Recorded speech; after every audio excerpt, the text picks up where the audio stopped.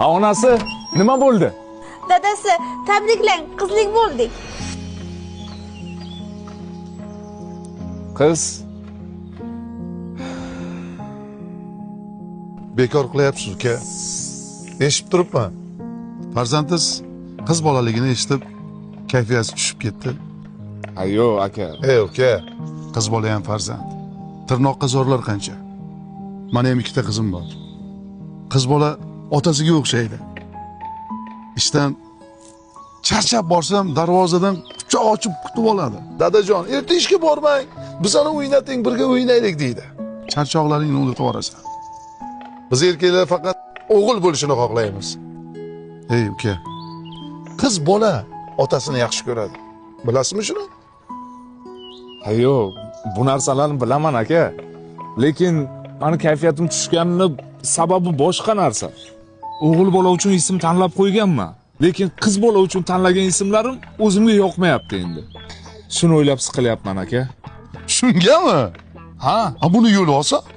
qanaqasiga? Ismingiz nima? Shahzod. Shahzod. Shahzoddan Shahni olamiz. Aha. Kelinning ismi nima? Gulnoza. Gulnoza. Gulnozadan Nozani olamiz. Nima bo'ldi? Shahnoza? Ana. Rahmat aka. Shu xayolimga kelmagan ekan. Rahmat sizga aka.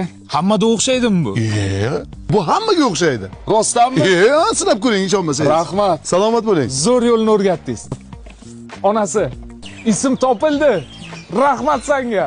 Ismini nima qo'yamiz endi, Komil aka? Ismini hali o'ylaganim yo'q. Toparmiz. Ha uka, siz ham ism tanlashga qiynalyapsizmi? Shunaqa aka. Buni yo'li oson.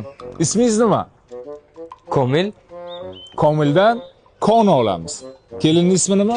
Lola, Loladan Lani olamiz. Nima bo'ladi? Kola.